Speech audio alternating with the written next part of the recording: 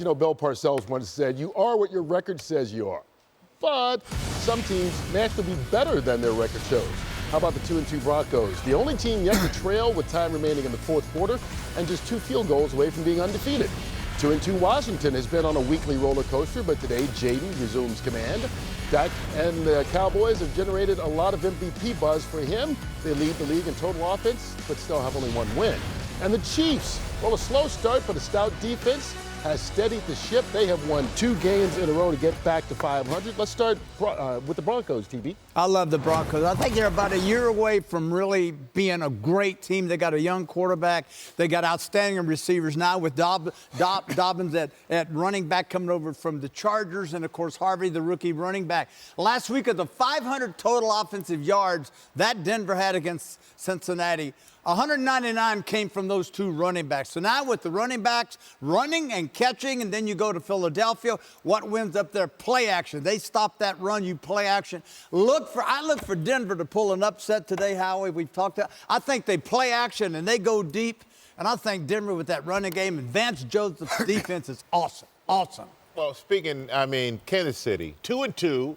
And I think a lot of people hit the panic button when they lost a few games. But this is a team. Worthy has been out. Rice has been out. Worthy's now back. Rice will be back in week 7. You said Denver has a young quarterback. Well, they have Patrick Mahomes, seasoned quarterback, 6 Super Bowls, 5 of the last 6, and won 3 of them. So I don't think Kansas City is by far not out of this. I think that their record is not indicative of how great that team is. I think Steve Spagnuolo is the best defensive coordinator in football, possibly in the history of football with success. He coached me to a Super Bowl. Go ahead. I won one with him, and he won all these with Kansas City. Come on, the man he is literally has taken that team from being a team that was led by offense. Now, Kansas City's led by the defense, and that's all the work of Steve Spagnuolo.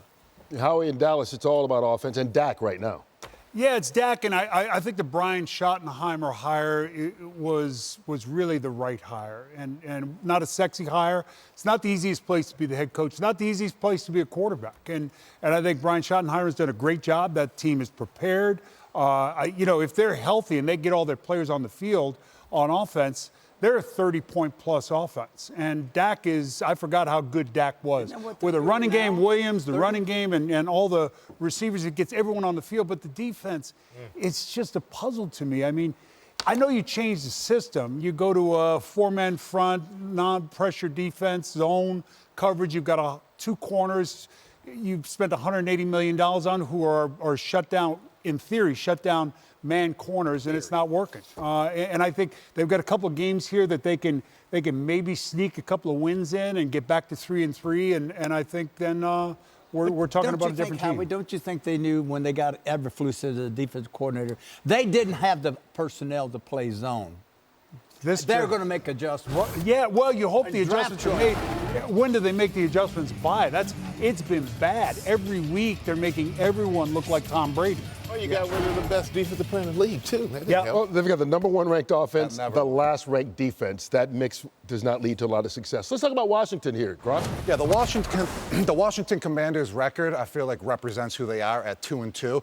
They got the toughest strength of schedule left in the NFL out of all the teams. They haven't been playing so great on the road in the games that they've been on the road with, and they're here in L.A. today against the Chargers. I think that's going to be a tough game for them. Also, they have the oldest team in the NFL, and you're seeing it with their injuries. And if we go back to last year, they won 6 games on the final play of the game. So are they a lucky team, or are they that good?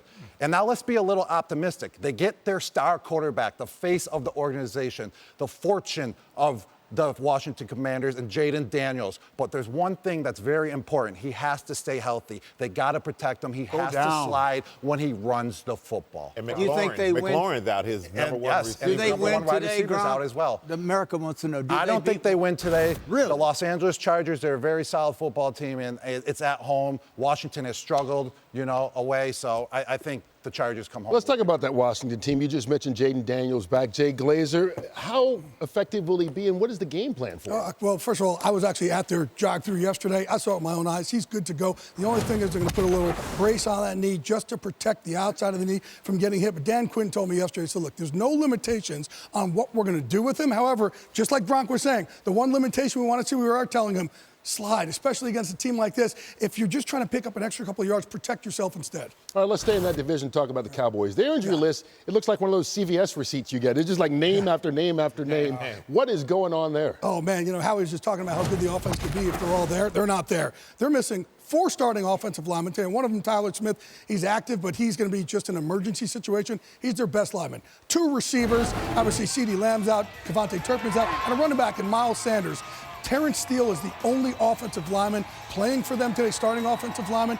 Jaden Blue, he's going to be a kick returner, also play running back today. But I talked to Brian Schottenheimer this morning. I said, who are your receivers? Do you know their names? He goes, let me look through this. I said, that's not a good sign, but obviously he's joking around a little bit. Exactly. The coach needing a little bit of help. The Ravens, well, they're having injury issues as well. What's Lamar Jackson's status? How long? Lamar Jackson's out today, obviously. I was told there's an outside shot for next week. They don't want to shut it down yet. But the bye's coming after that. So obviously, if they decide to put him out next week, then they get 3 weeks of rest for him. But they're not saying he's out yet for next week.